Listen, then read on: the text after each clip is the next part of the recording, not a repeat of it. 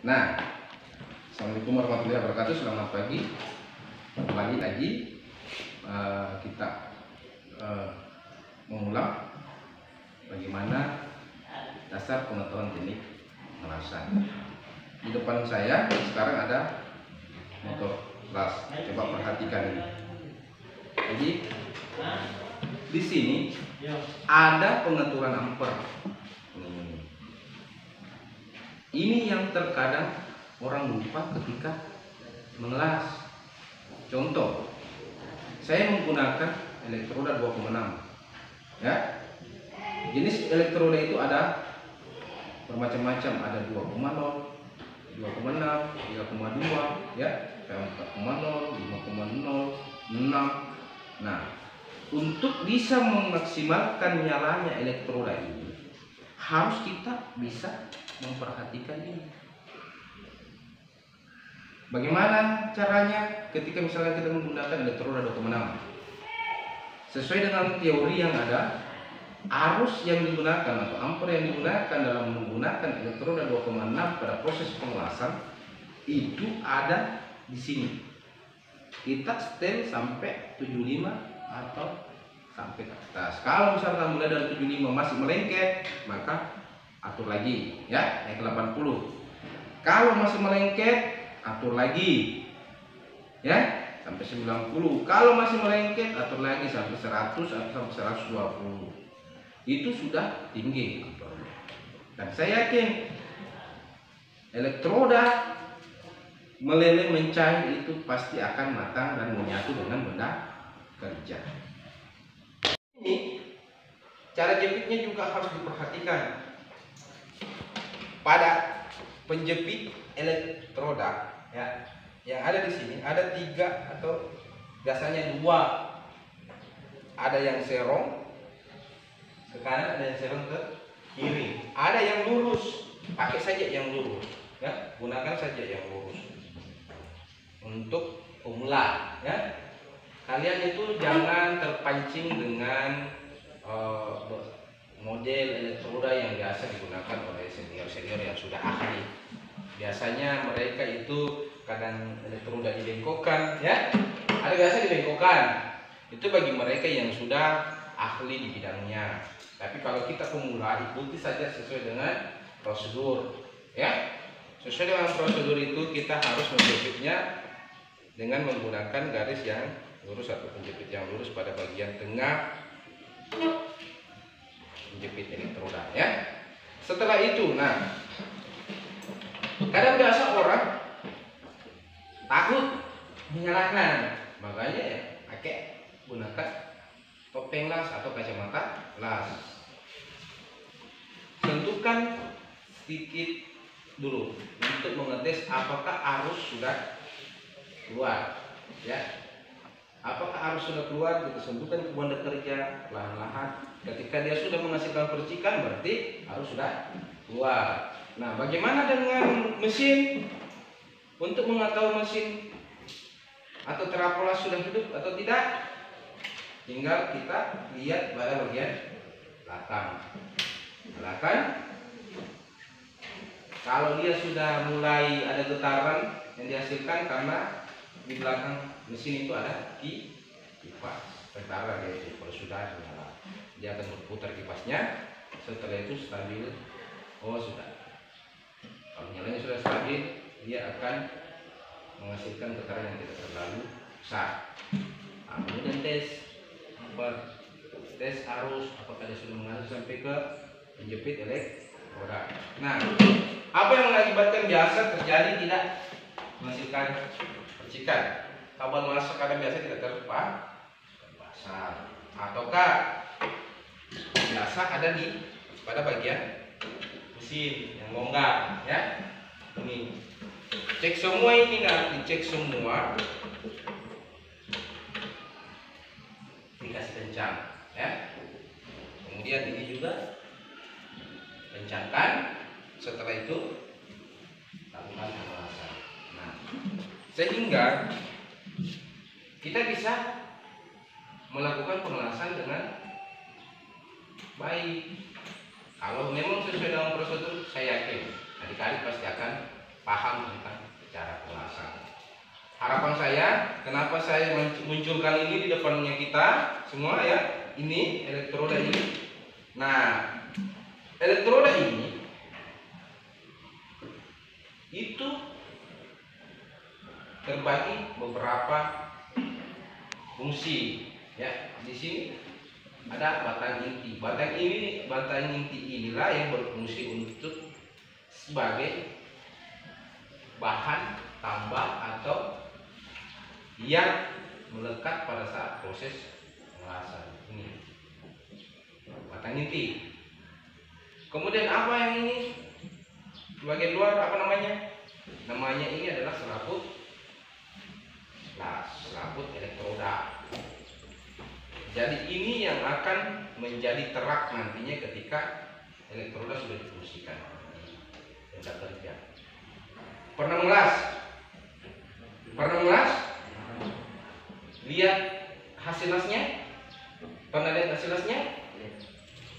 Kalau dipukul akan muncul yang hitam terangkat.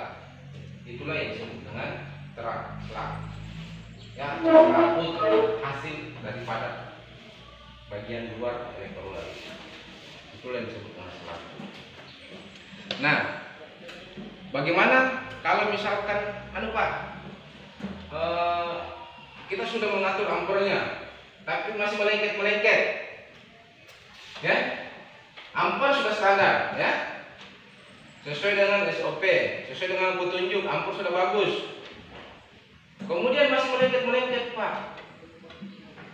Biasanya elektroda dengan benda kerja itu dekat sekali ya, sehingga terjadi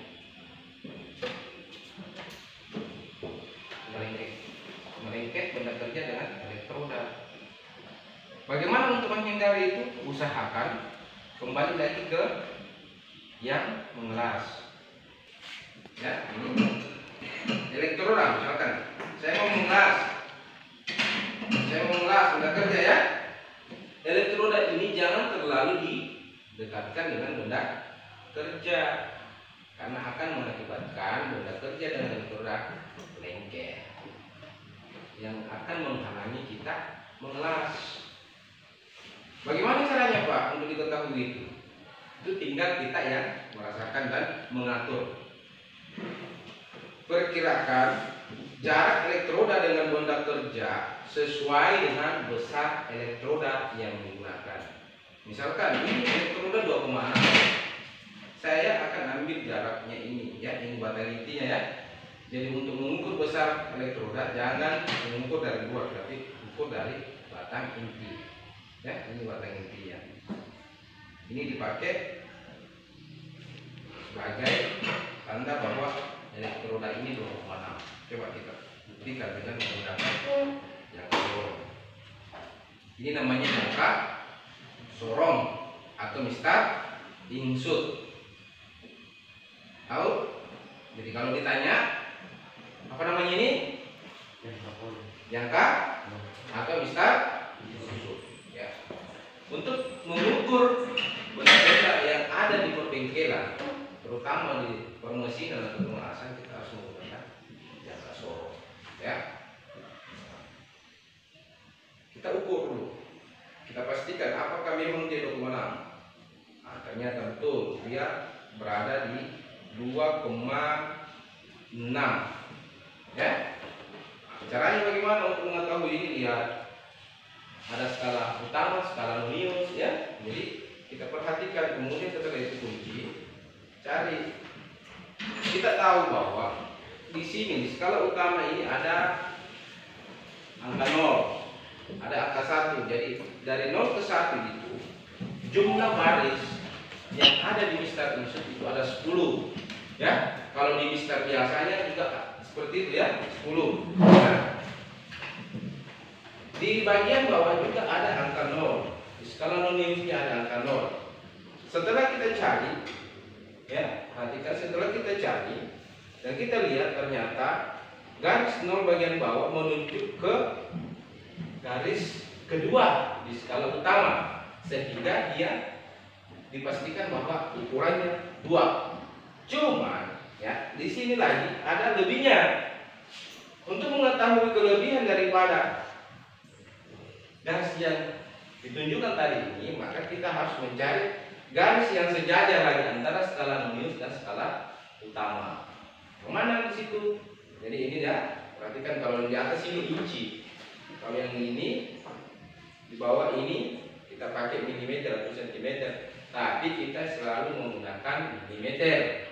Kita ambil yang paling kecil, milimeter. Nah ini dia. Kita cari O2, kemudian cari lagi yang sejajar. Angka berapa udah tunjuk? Kita lihat. Di atas ada 4, di atas ada 8, di bawah ada 25, ada 50, ada 75. Berarti kita harus mengambil garis yang keberapa kira-kira? Nah ini, lihat, antara 50 dengan 75. Antara 50 dengan 75 ada yang sejajar. Siapa namanya? Anjar. Lihat, lihat Anjar. Antara 50 dengan 75 ada yang sejajar garisnya? Ada. Yang mana? Tunjuk coba. Iya, iya. Yang mana? Yang mana garisnya sejajar? Coba.